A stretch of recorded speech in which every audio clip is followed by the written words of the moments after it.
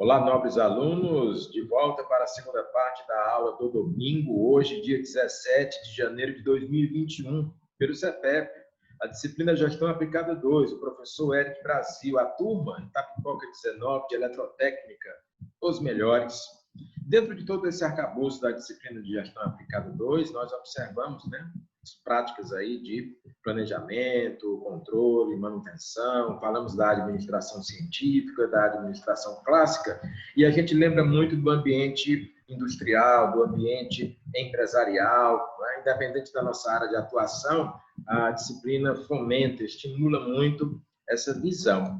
E dentro dessa visão, de todas essas práticas, a logística está muito presente, Para quem não sabe, ou não tem contato direto, a logística não é só o transporte de mercadorias, ela é muito mais do que isso. Estamos vivenciando agora essa crise sanitária do coronavírus, da Covid-19, e nós temos desafios logísticos, certo?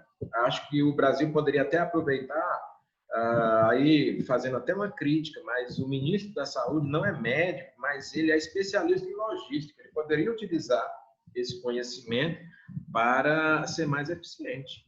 Não é? Como é que a gente deixa faltar, por exemplo, oxigênio numa região importante do Brasil, como o estado do Amazonas, principalmente na região de Manaus, e isso prejudica, por assim dizer, e ameaça a vida de tantos cidadãos. É um problema logístico. Quando você deixa um produto faltar, sabendo que ele vai ser necessário, então você cometeu uma falha logística também, certo? Ou então pensar em maneiras de reabastecer esses mercados, esses suprimentos. Quer dizer, o cilindro de oxigênio nos hospitais públicos não é obrigado a vir só do governo, não. O governo pode pensar em parcerias público-privadas, como agora a gente está observando, não por iniciativa governamental, não, mas por iniciativa de empresas, A Ambev, por exemplo, disponibilizou aí 500 cilindros de oxigênio para a região do Amazonas, e muitos artistas e atores e profissionais individuais também estão fazendo isso.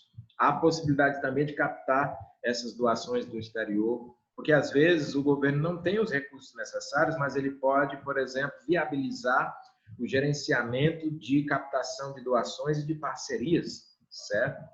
Observamos também recentemente uma falha logística quando um avião fretado da Companhia Azul ia para a Índia para buscar vacinas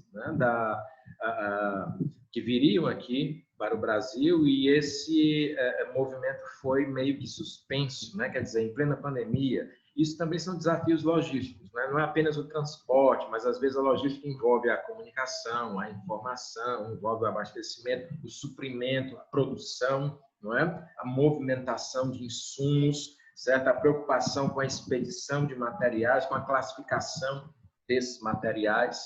Então, assim, muito embora não tenha pontuado diretamente a logística como um assunto principal lá na nossa apostila, mas eu queria lembrar que a nossa apostila é apenas um material de apoio, que eu sempre trago conteúdos aqui complementares para a nossa discussão. Vamos ver se a gente consegue compartilhar aqui um vídeo e mostrar um pouco mais desse assunto para vocês. Vamos ver aqui.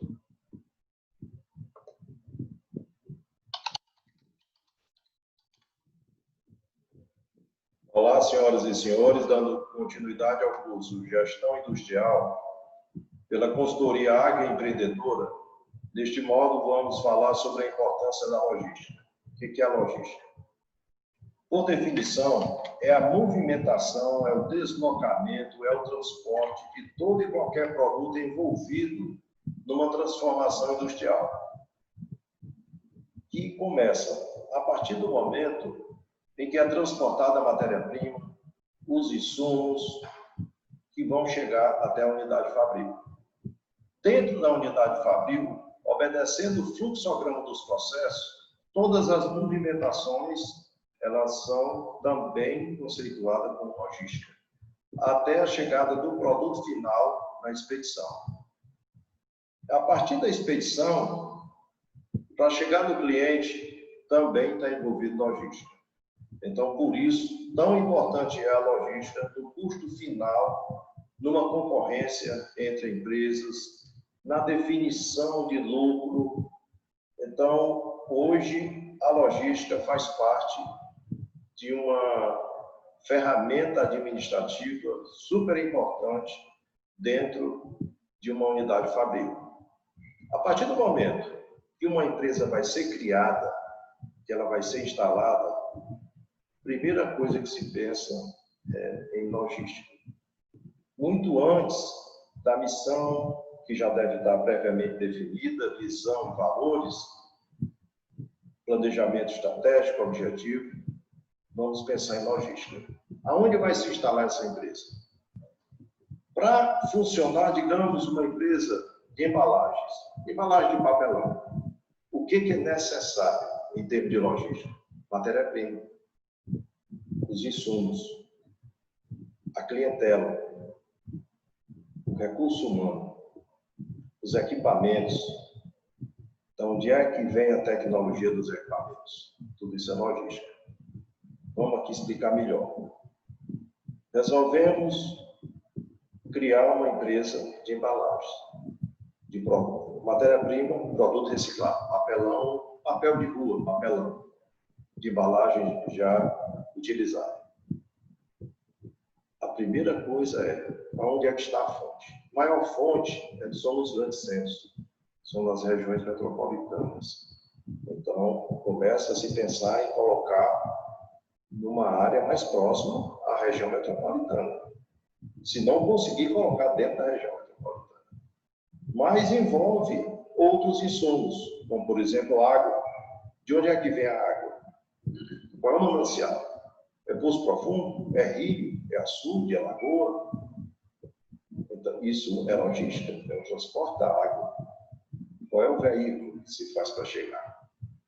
Energia elétrica, da mesma forma. Onde é o ponto que a concessionária consegue entregar uma energia de qualidade. E aí vem os outros insumos. Quais são os insumos utilizados para fazer a transformação daquele papelão que já foi utilizado em uma caixa prontinha para atender ao seu cliente final?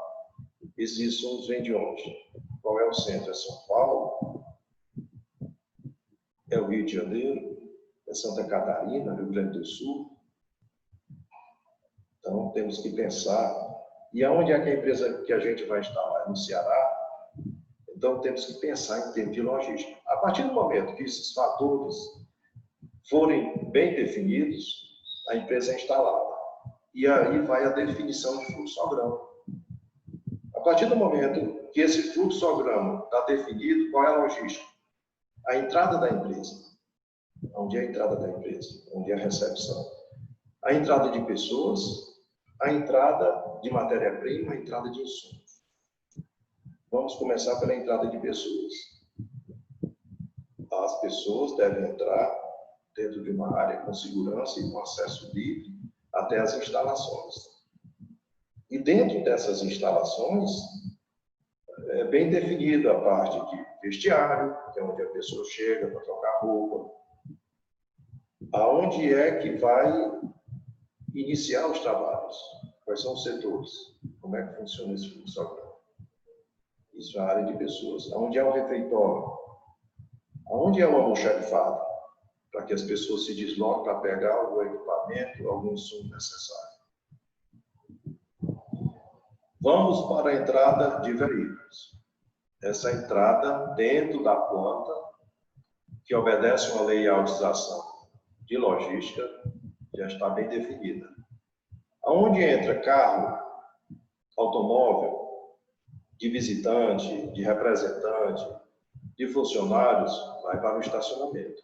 Aonde entra transporte de carga, vai passar, digamos, por uma balança, e a partir dessa balança, ele vai ser designado para o seu local adequado.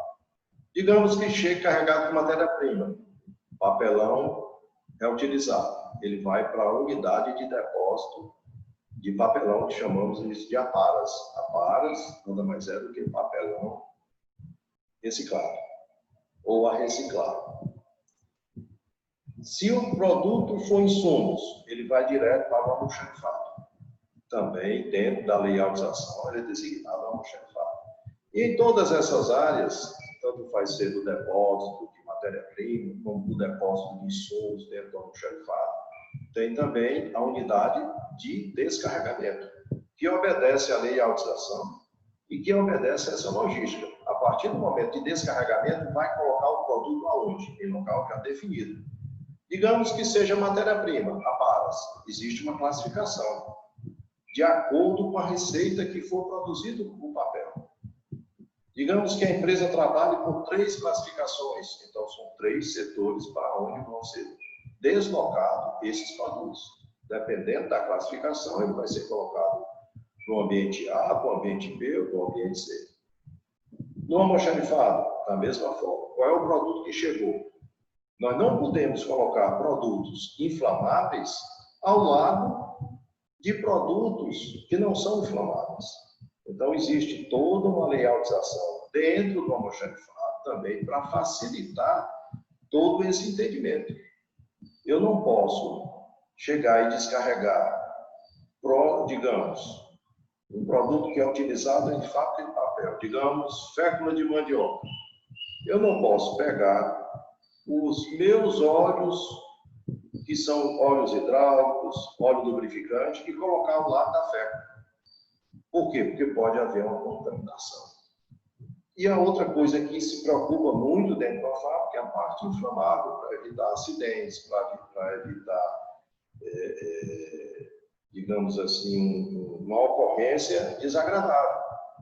Uma delas é, por exemplo, o produto de tinta que não seja a tinta biodegradável, que é utilizada em papelão, a tinta comum, tinta à base de solvente. Eu não posso colocar essa tinta à base de solvente próximo a um produto que possa incendiar, porque pode haver um acidente e isso é um produto combustível e vai causar uma grande catástrofe dentro da empresa. Então, isso aí tudo precisa estar devidamente definido. E quem define isso é a logística. A partir do momento que a fábrica vai funcionar, obedecendo o fluxograma dos processos, aí é feita a solicitação de insumos, seja de matéria-prima e seja dos outros ingredientes. E todos esses insumos obedecem claramente a uma logística. Qual é a logística?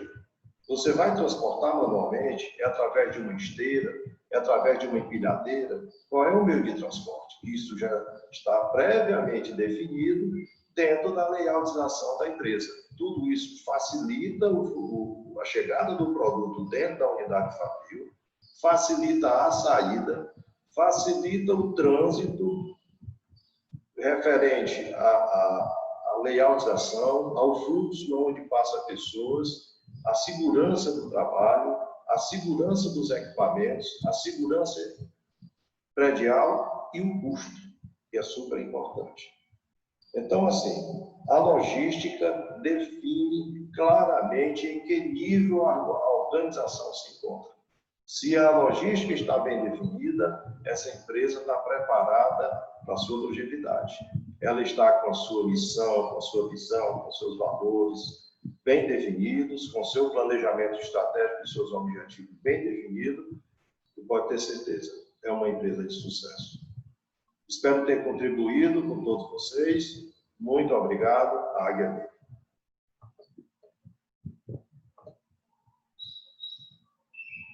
Ok, meus amigos, mais um conteúdo para somar forças na nossa disciplina de gestão aplicada número 2, né?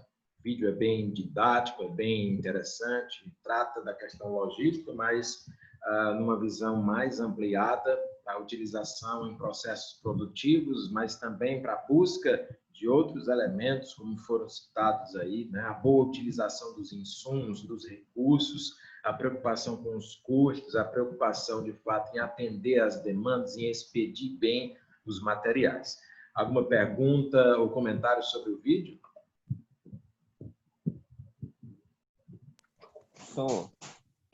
Oi, Fabiano.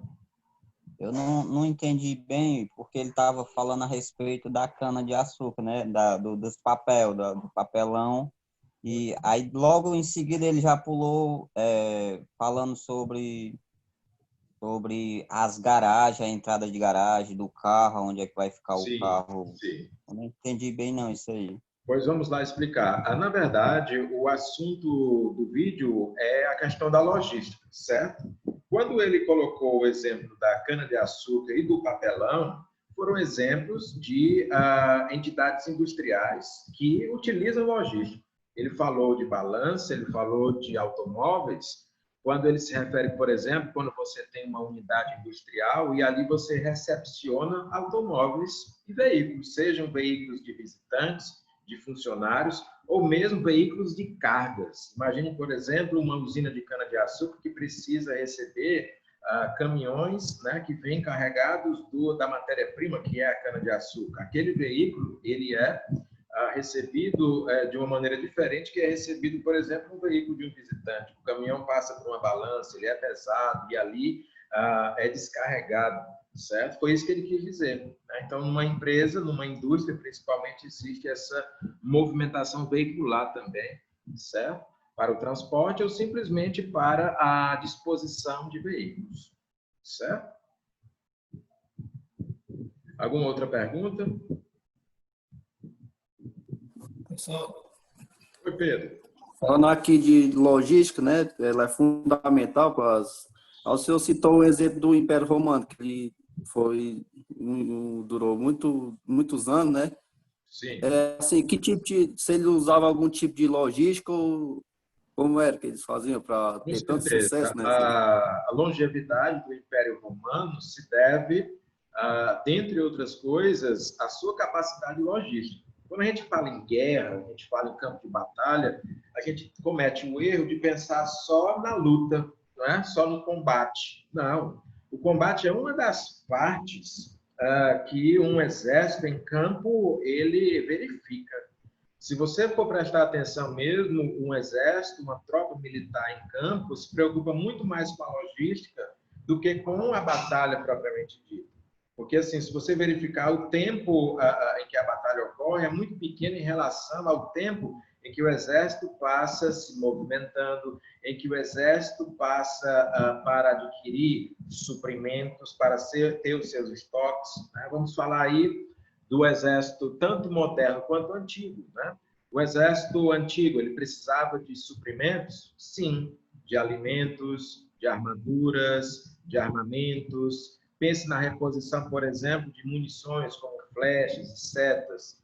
Pense atualmente no ressuprimento de munições para rifles, metralhadoras. Pense, por exemplo, na questão de conseguir sustentar centenas de soldados durante muito tempo numa marcha com a alimentação, né? Como é que se faz esse processo logístico? Eu tenho que pensar em transportar, eu tenho que pensar em armazenar, eu tenho que pensar em reposição.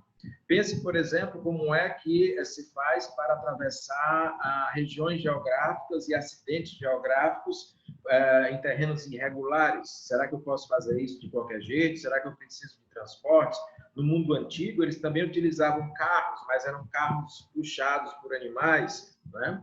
No mundo moderno, nós utilizamos veículos. No mundo antigo, eles também tinham que atravessar áreas pantanosas ou tinham que enfrentar problemas climáticos. Aí eu penso em logística, por exemplo, quando eu estiver numa área muito quente, a vestimenta deve ser de um jeito, quando eu estiver numa área muito fria, deve ser de outro. De onde eu vou trazer essa vestimenta? De onde eu vou trazer, por exemplo, as barracas de campanha que vão compor o meu acampamento, e esse acampamento, obviamente, ele precisa ser desmontado em algum momento e transportado, certo? Então, aqueles soldados viviam em tendas, né? Como é que eu vou me preocupar, por exemplo, em fazer um hospital de campanha para os meus feridos, né? Então, na minha tropa tem que ter médicos, tem que ter enfermeiros, tem que ter curandeiros, tem que ter medicamentos, tem que ter insumos, né, das mais diversas origens, certo? Tudo isso tem um custo. Dizem que uma das coisas mais caras para se manter é a guerra. Então, se o exército romano foi bem sucedido, é porque ele tinha também uma capacidade de suprir as suas necessidades a partir dos espólios dos inimigos vencidos. Então, quando ele ocupava uma cidade inimiga, por exemplo, ele se preocupava em fontes de água potável, ele se preocupava em acessar os alimentos e as provisões necessárias, e tudo isso é logística. A logística, ela tem a ver com a movimentação das tropas, com o ressuprimento, com a armazenagem, com a condição de manter tudo isso em movimento, que tipo de materiais eu vou utilizar e expedir, tá certo? E até mesmo as fontes de financiamento e custos, né, para manter tudo isso operando, manter tudo isso funcionando. Então, é, de fato, uma atividade muito ampla, que não se resume apenas ao combate. O combate, ele só se dá de maneira efetiva e de maneira a garantir alguma vitória quando as condições logísticas são respeitadas. Imagine você uma tropa faminta, doente e que passou por muitos reversos. Ela chega esgotada no campo de batalha e a tendência é perder o combate, né? Então, a logística é muito necessária, tanto para o mundo antigo, né, no caso dos romanos, quanto para o mundo moderno, quanto para as empresas, quanto para qualquer atividade que envolva aí grandes esforços, certo? A gente falou também da questão de outras entidades e instituições, então você se preocupa, por exemplo, não apenas no meio militar, mas no meio religioso, você tem uma série de seguidores ou fiéis que vão, por exemplo, fazer um grande evento, né? E esse evento também se compõe de características da logística, né? De suprimentos, de controle de multidões, de garantia de segurança, de preocupação nos custos, nos insumos utilizados, certo? Então, veja que a logística, de fato, é uma ferramenta fundamental para qualquer empreendimento que se pretenda bem-sucedido, principalmente quando esses empreendimentos têm uma longa duração e são de grande porte. Certo, Pedro? Mais alguma pergunta? O senhor retrata muito do Império Romano, mas existiam mais 4 impérios que chegou a dominar também, que eles foram bem-sucedidos, né? A Grécia, com Alexandre o Grande, aí teve o Império Persa, né, com Dário. Isso. E o Império Babilônico também, com Nabucodonosor. Eles também foram bem-sucedidos em suas... Vamos lá, né? Tanto o Pedro quanto o Valdiano já estão pontuando hoje. O Valdiano vai ganhar 1 ponto pelas suas participações, o Pedro também. E eu vou aqui responder o Valdiano, né? É verdade. Eu falo muito do Império Romano, Valdiano, porque o Império Romano foi aquele que teve a maior duração, né? O Império Romano chegou a durar mais de 1000 anos, e não apenas durou mais de 1000 anos, como ele trouxe consequências para a nossa sociedade. Muitas práticas que nós utilizamos hoje são práticas romanas, até mesmo práticas culturais, certo? Mas Roma não foi o único império. O primeiro grande império da humanidade, pelo menos dos milênios que nós conhecemos pelos registros históricos, foi o Império Persa. Quem fundou o Império Persa foi Ciro o Grande, né? Então, há ali um conjunto de reis, dentre eles o rei que você citou, o rei Dário I, né? Mas também tem outros Dários que se sucedem a ele, que são seus filhos ou descendentes, né? Tem um rei também chamado Xerxes, que aparece aí nos filmes, ele realmente existiu. Tem o filho dele chamado Artaxerxes, certo? Então, todos esses reis, eles compuseram o chamado Império Persa. O Império Persa também utilizava logística, certo? E é até interessante, porque a gente fala muito de império, a gente pensa muito em guerra, mas uma das principais contribuições do Império Persa foi a invenção dos correios, foi a construção de estradas, foi a movimentação de pessoas por longas distâncias, foi a criação da moeda, não é? Para a movimentação econômico-financeira, foi também o respeito às províncias dominadas. Então, a gente pensa que os persas só destruíam, mas, na verdade, quando eles dominavam uma região, eles tinham um certo respeito para com as crenças locais, para com as religiões locais, para com as culturas locais. Isso permitia, em vez de haver apenas a destruição, que aquelas províncias pudessem ser agregadas ao império, ampliando o seu tamanho, as suas riquezas e a sua população, certo? Então, tudo isso é logística também. Pense, por exemplo, numa movimentação grandiosa, tem aquele filme 300, né? onde mostra, você citou aí os gregos contra os persas. Então, ali naquele episódio, os persas movimentaram um grande exército e a gente percebe que, pelo menos no filme, os gregos levam uma certa vantagem porque os persas tiveram problemas logísticos. Não adianta apenas você reunir, como eles reuniram, 1 milhão de soldados, o maior exército já conhecido no mundo antigo. É necessário que você garanta que esses soldados possam chegar vivos ao campo de batalha, possam suportar longas marchas, longas travessias que se deram por terra e por mar também, possam aguentar a diferença das mudanças climáticas, né? De repente eu estou numa zona muito quente, passo por uma zona pantanosa, por uma zona de desfiladeiro, por uma zona árida, né? E isso é um desafio logístico. Imagine cuidar de soldados que porventura adoecem ou estão feridos, imagine alimentar todas essas tropas, imagine suprir todos os estoques necessários de ferramentas, de armamentos, né? Pense na reposição das flechas que são disparadas e necessárias, pense em tudo isso, nas vestimentas e armaduras utilizadas, né? Então é um grande desafio.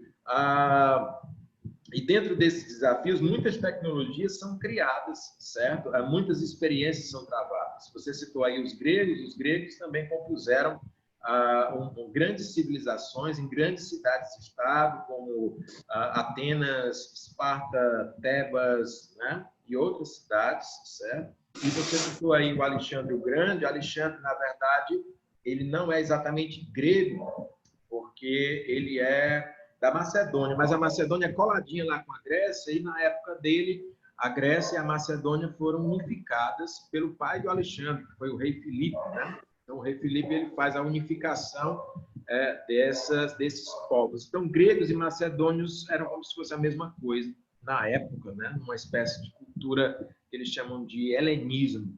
E o grande triunfo de Alexandre é derrotar o Império Persa. O Império Persa, que foi o maior império do mundo antigo, ele foi destruído ou foi desmantelado por Alexandre, certo? Uma grande batalha que ele empreendeu contra um rei Dário, mas não é esse Dário I que você falou, é outro Dário, provavelmente o rei Dário IV, né?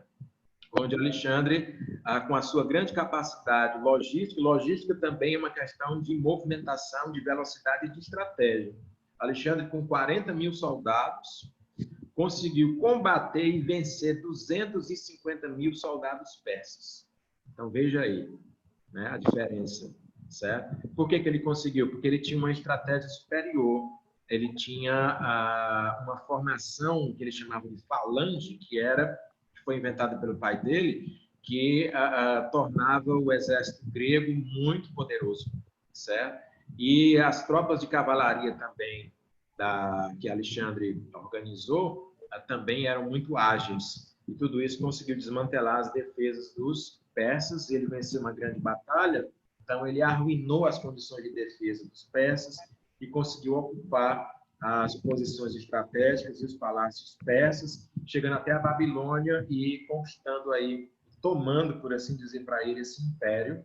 E ele transformou no império dele, expandiu da Grécia, da Macedônia para as regiões, a Grécia na Europa, ele expandiu para as regiões asiáticas, onde estava localizado o Império Persa, né? Ele uniu a Europa com a Ásia e ele foi um dos maiores conquistadores, por assim dizer, do mundo antigo. E tinha grandes desafios logísticos, com certeza, certo? Uma das maiores dificuldades de Alexandre era manter o seu exército, né?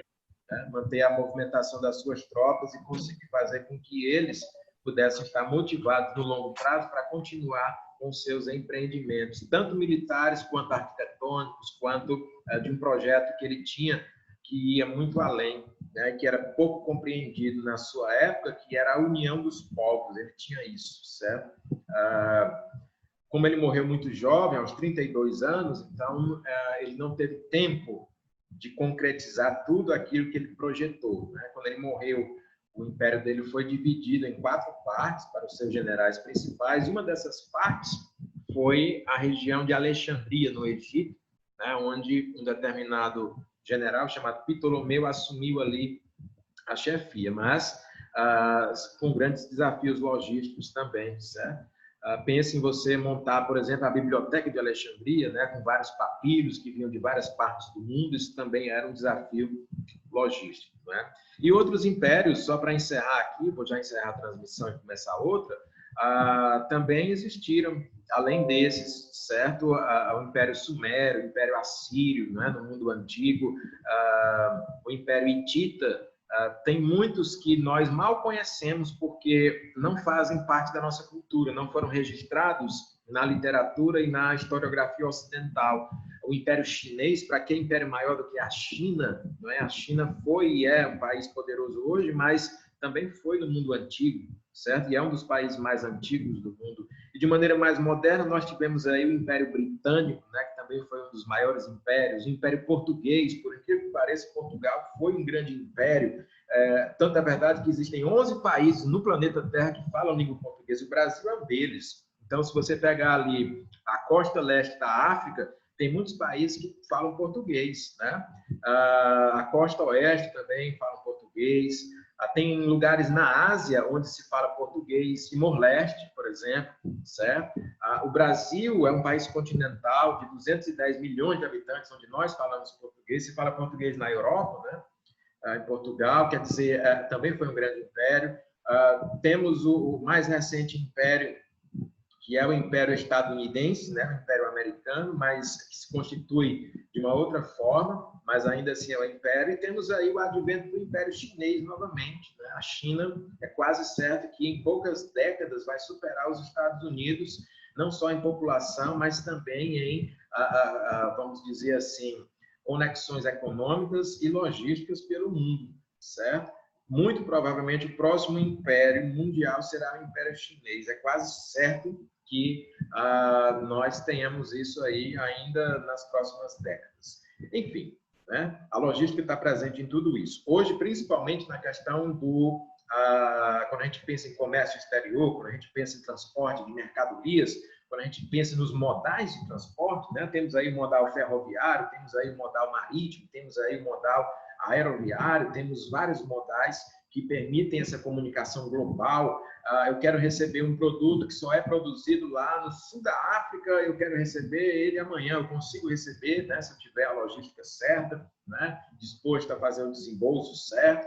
Mas tem produtos que eu posso esperar um pouco mais. Eu quero comprar alguns produtos da China. Eu fiquei sabendo que lá é mais barato você comprar um iPhone, você consegue, mas só que você espera um pouco mais para esse produto chegar, e aí você tem um desafio logístico, ele chegar lá da Ásia aqui para o Brasil, certo? Então, normalmente esse produto vem pelo mar, pelo oceano, pelos portos, né? Pela via portuária. Eu vou encerrar essa transmissão e daqui a 5 minutinhos nós iniciamos uma outra e eu vou explicar qual é o trabalho que nós vamos fazer para a nota. Até daqui a pouco.